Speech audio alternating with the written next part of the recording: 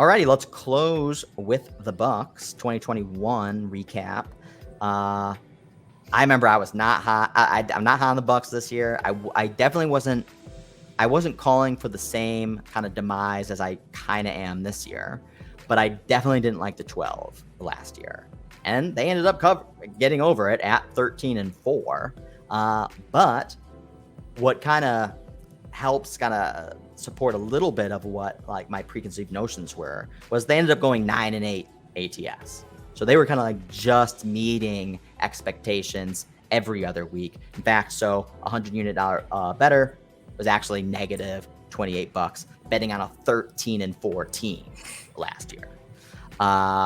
Mean power rank was 2, so they pretty much stayed right at 1 and 2 all season. It was that loss to Washington that pushed them down to about 5th, but then they bounced right back after crushing the Giants and then beating the Colts, and then kind of maintain their positioning there.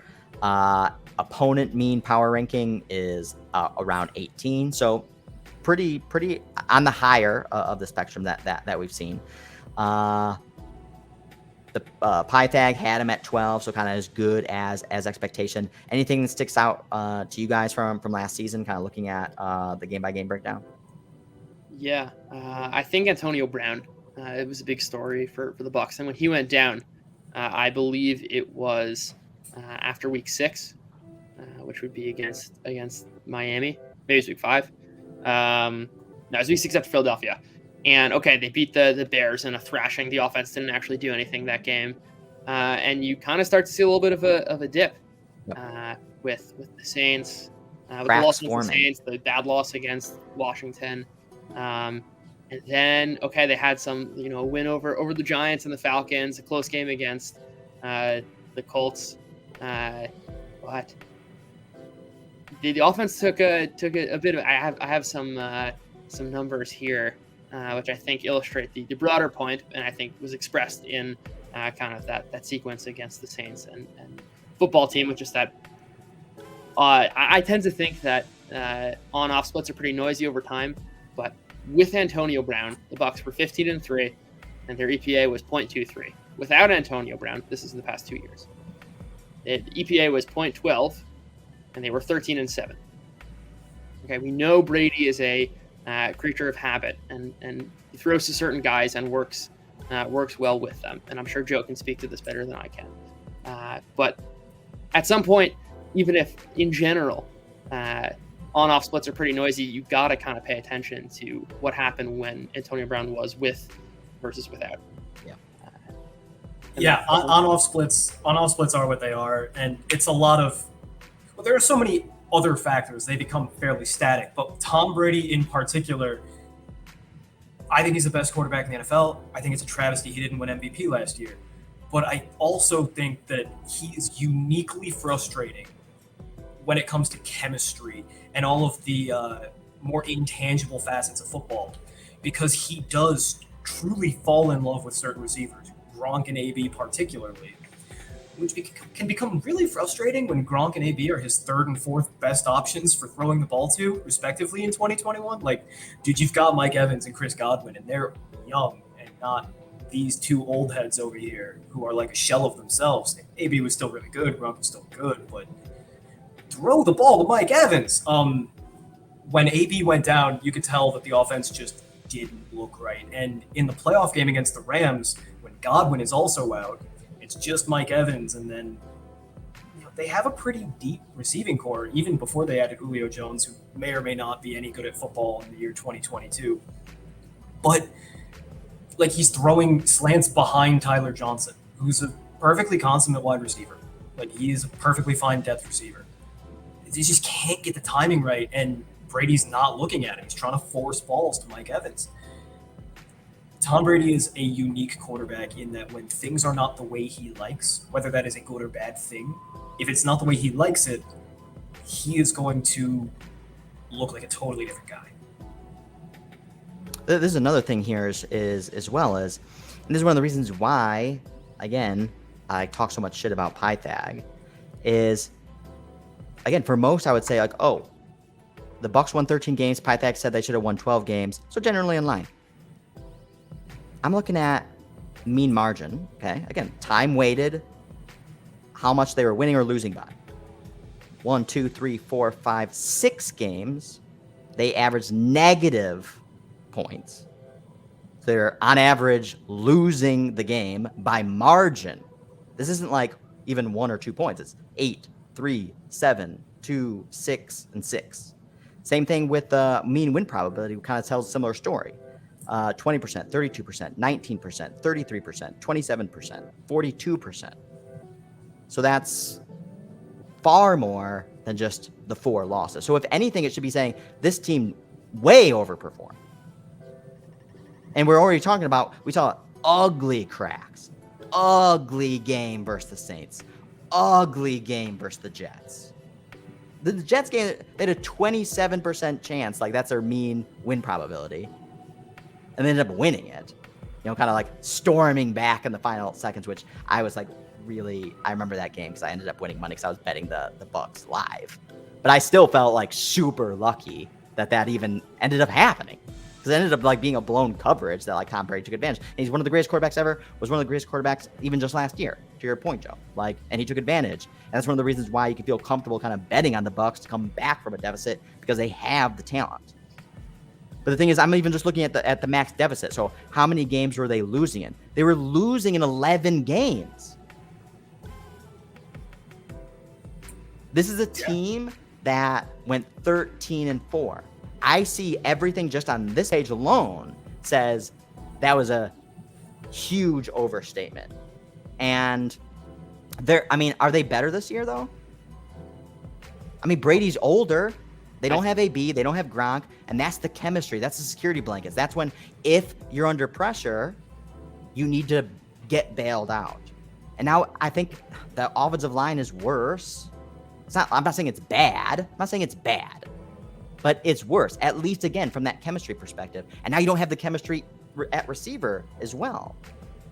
I literally would not be surprised if Tom Brady bails on the season if things start ugly. I mean, because you know that happens, like things like with Niners, especially if like injuries start to really spiral out of control around him. He's gonna be 45. He's not gonna sit back in that pocket and just wait to get destroyed when he's pretty much had a very long, successful, injury-free career.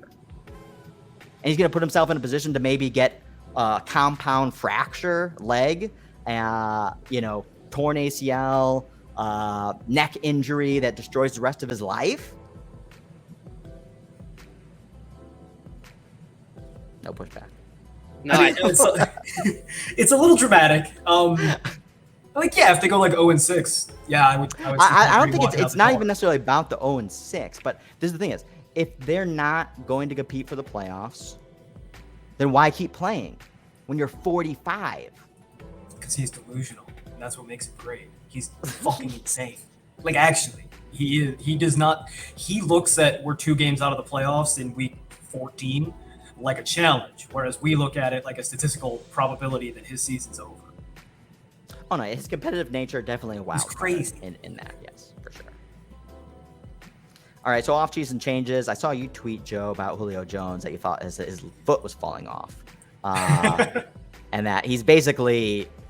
Like, it's a non-factor, which I actually kind of agree with you. I mean, I think he's a complete non-factor. I mean, I agree. It's Absolutely. Maybe he shows up here or there. Maybe he has like some weird like AJ Green type year, kind of comes out at like, wow, I thought you were like dead, and you kind of came out of here out of nowhere. Because again, they still have talent around. It's not like they're going to be relying just on Julio Jones. I think he can come in spots, and he still has experience and wisdom. And I mean, I'm sure that plays somewhat of a factor, but I mean, I'd be way more excited about Russell Gage. I mean, he's going to play way more of a role, I would imagine. I think the most poetic thing about Julio Jones is that he's wearing 85. I think kind of symbolizing that he's more like a tight end at this stage in his career. But I think that's a good point about Russell Gage, especially, and I think it does also signal that Chris Godwin, they might take a more cautious approach. Yeah. Gage is really a slot receiver, but I'm definitely with you that I think Gage is the wide receiver who's going to have more of an influence on the offense this year. Yeah, I think that their roster on paper is a little worse than it was last year on paper at the same time. However, as I mentioned a little earlier, you got to remember that they're going to have, ostensibly 3 starting corners added back to the mix because they're not hurt. You're going to have another year of seasoning for Joe Tryon, who might at some point put some muscle on his frame.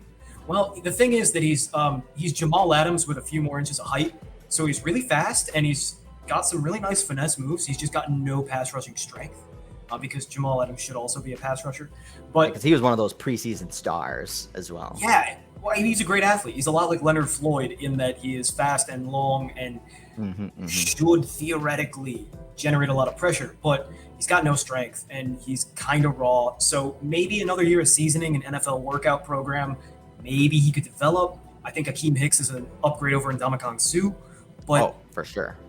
But like, the defense isn't what you're betting on. Defense is relative. It's of marginal value in this day and age, especially when you're talking about a really good defense going to a slightly more really good defense. Whatever. What really matters is the offense, and I'm assuming that they signed J.C. Treader because it would be shocking if they didn't, with the departure of Ryan Jensen due to his knee getting blown out today. And assuming they do that, their offensive line will be good. It'll be about the same as last year, maybe a little worse, but no continuity, as you spoke of. And then it probably won't happen. It shouldn't happen. I have absolutely no indication that it'll happen. I have some indication that it won't happen.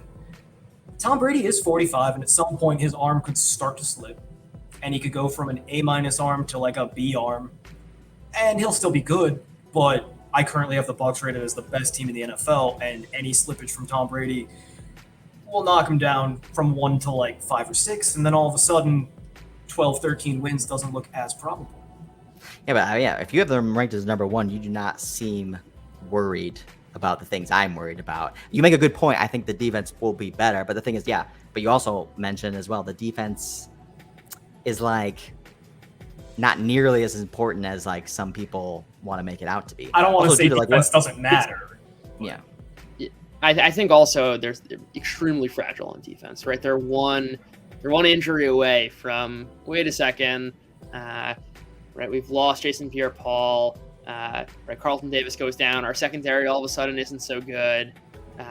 They lost Jordan Whitehead. I don't think Logan Ryan's going to step up in the same way. And then you start adding this up, combine it with the offensive pieces they've lost, especially if Godwin isn't healthy. It's like, okay, Gronk's down, Brown's down, and each loss individually may not make such of an impact, but kind of the cumulative effect, it starts to raise some questions. But I think Tom Brady is really the central question here, and I think you guys can tell me if you agree. I almost think of this as like a real probability distribution, where I think the most likely outcome is like Tom Brady in his last year with the Patriots, where he doesn't have the same supporting cast. He's a good but not great quarterback. I think Brady was a super shitty supporting cast in New England. It was awful. It was awful. And a very different philosophy on offense. Yes. I'm saying the production, only because building in factors like age, lack of surrounding talent, new scheme, all of those kind of uncertainties. And I think you have the right tale of just Brady being Brady. Like, none of this matters. He's 45. He's just as good as he was in the past. And I also think you have like, okay, Brady's 45 and everything falls off in the same way that Peyton Manning, granted Tom Brady didn't have 4 neck surgeries, Peyton Manning lost it on a dime. Right, he went from MVP level play to being benched for Brock Osweiler. And I think that has to kind of be built into the, while not the most likely scenario, at least into the projection and into the possible distribution. Judah, what do you think about the offensive line, especially because I know you've done like a bunch of like work with PFF and stuff like that on offensive lines and things like that. What's your take on the rotation of new faces? And I don't know if you've ever seen any work done on this before, but like, what is the impact of kind of like first year relationships between quarterbacks and offensive linemen? And is it better or worse, or like if it's just noise, like it actually doesn't matter? And I'm just like talking about my ass. It's funny you say that because I actually just made a mental note to do some research on that tomorrow. But I think if I had to guess, I think the tackles make the most difference, especially in pass protection.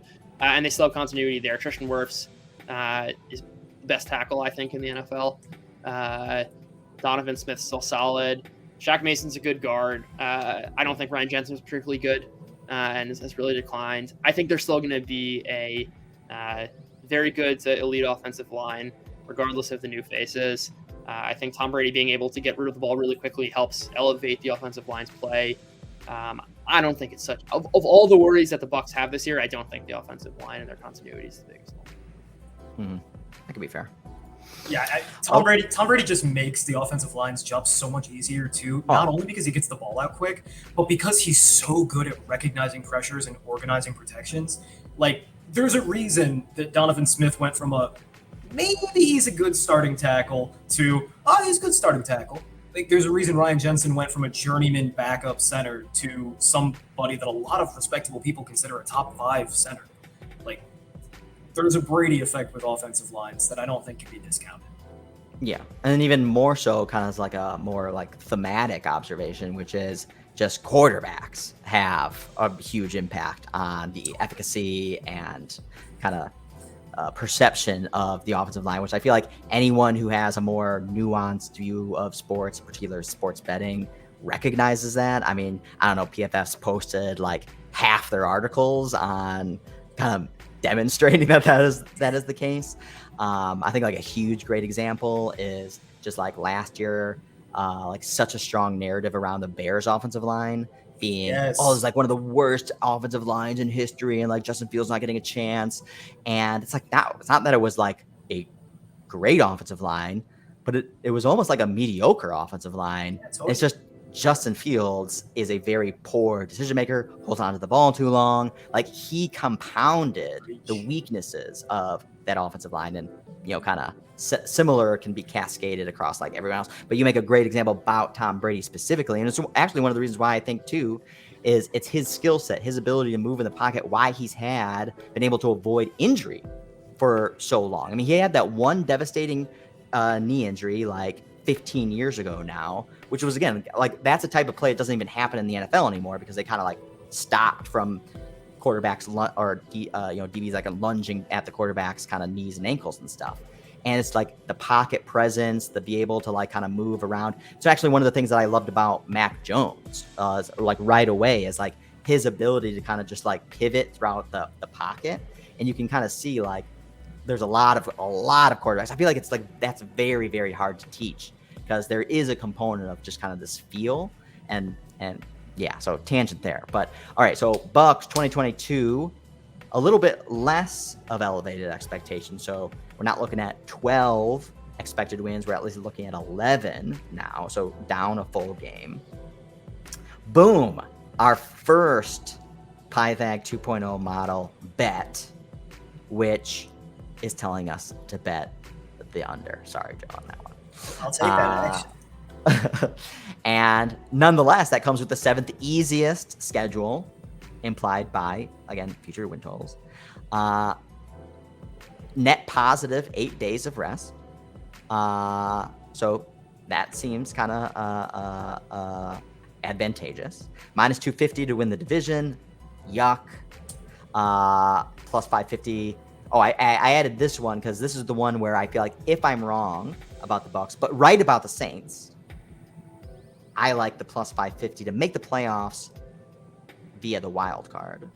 And then our plus 700 to win the Super Bowl, which is the second favorite to the Bills, who are plus 600. So looking at the schedule, pretty much in favorites across the board. Anything stick out to you guys? Not from kind of surprised at the two low marks there. The Browns and 49ers, I don't think they can hang with the Bucs. I don't care if we're starting a quarterback. Even just, yeah. I think that's a good point. I think it also just kind of reflects the way these win probabilities are assigned is there's a lot of baked in uncertainty towards the second half of the season. And obviously the Browns are they're waiting on the Watson total. Like I'm totally and you could probably bet like $500 on these numbers too. Yeah, so like, exactly. max. And I just think like the San Francisco in particular is like, okay, we're baking in uncertainty because we don't know who's playing quarterback. We don't know if it's Lance or Garoppolo, which I now realizing is why the Niners have a bunch of funky numbers that we've come across. That's true too, yeah. Today it's sort of that uncertainty. But Brett, you said the division yuck, minus 250, and I'm thinking, yum, it's just from the other perspective, right? Where I guess I could see it because of like pretty much it's the Saints are the only potential kind of real threat, and even if things kind of break down for the Bucs, they could still be in position to win the division. Is that kind of your thesis? Yeah, I don't know. I was saying I don't like the division at all. I was saying it's yuck from the Bucs. It's great from a perspective of fading that. There's so much. How I feel, yes. Yeah, I actually don't like the under that much. Only because I can still see things going well enough. And if we're going to bet on the perspective that things kind of collapse, I think we're better off betting. I don't think the Falcons have a chance in the division, but I think ratioing the Saints and Panthers as expressing the sort of bearish view on the Bucs is the best way to go about it. Mm-hmm, mm-hmm. Yeah, I mean, like I love the Bucs. I think they're a great team, but neg 250 to win the division in a division where you've got another really strong team. And yeah, it's only one contender in the Saints, but that's a lot more than they've had in recent seasons. Like, well, in last season, the Saints are a really good team. And the Saints also happen to have the Buccaneers number for myriad reasons. That's true. On the defensive side of the ball. So when I go through the games, in more of a cursory fashion, I'd like to assign like, this is a lock, Tampa Bay versus hypothetically the Detroit Lions. Just chalk that one up. And then there's certain games where a team's going to get smoked, like the Lions versus Tampa Bay. You go through, and every time I come to the Saints with the Bucs, it doesn't matter what my handicap is. It has to be a coin flip game. And frankly, I would be shocked if the Bucs didn't drop one game to the Saints this year at minimum. That being said, I don't think that they should be anything less than a favorite in any of these games. And in 11 of them, I think they should be a significant favorite. It's one of those things where, is there value on the Bucs from a week-to-week basis? Almost certainly not. No. But because of the way that season win totals always work, where everybody seems to be grouped between about 7 and 11, aside from a couple of outliers on the bottom,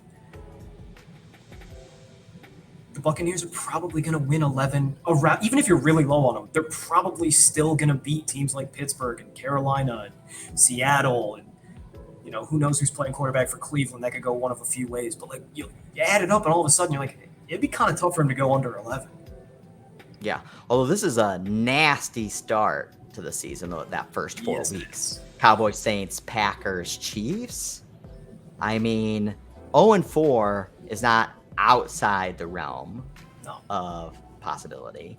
The thing is if they're 4-0, well, then it's like then you're in trouble. Sailing from there as far as this total is. But yeah, I mean, there's no value. I mean, look, there's so much expectation based into the Bucs right now. Look at all these like huge spreads. Their favorites first, the Saints, both home and away, of it looks like over a field goal. And it just kind of demonstrates of how the Bucs went 13-4 last year, but you didn't make any money betting them. You actually lost money. So I think it's going to be like the same case this year. Maybe it's skewed even more to the downside because they're not going to come back from 20 versus the Jets again. And a couple other kind of games, maybe that, again, as I demonstrated, like they were not competitive or they were losing in tons of games and they were able to, flip the switch and get it together. But again, the loss of AB, the loss of Gronkowski, those chemistry blankets, I think those types of wins are so much harder without those types of players. Even also, just looking at this graph, there's a lot of certainty in the division games, right? I think the lowest one here is the Saints away at 66%. Yeah, exactly. I'm probably going to bet the Saints. Oh yeah. I mean, the weird shit goes down in divisional games. We know that, and obviously they're not pressing in the Saints thing. It's remarkable the sort of conviction that the market has within the division, which I think is what is speaking to this massive win total. Yeah. I mean, again, even being at home versus the Rams, a team that, I mean, they've struggled versus. I mean, went 0-2 in last year, and, you know, kind of positioned as like a 2-point favorite as of right now. I mean, that's tough. Alrighty, good stuff. Previewed the NFC South, some good takes there. Thanks everyone for listening, and we will hit you up again next week when we'll preview the AFC South. That's the closing bell.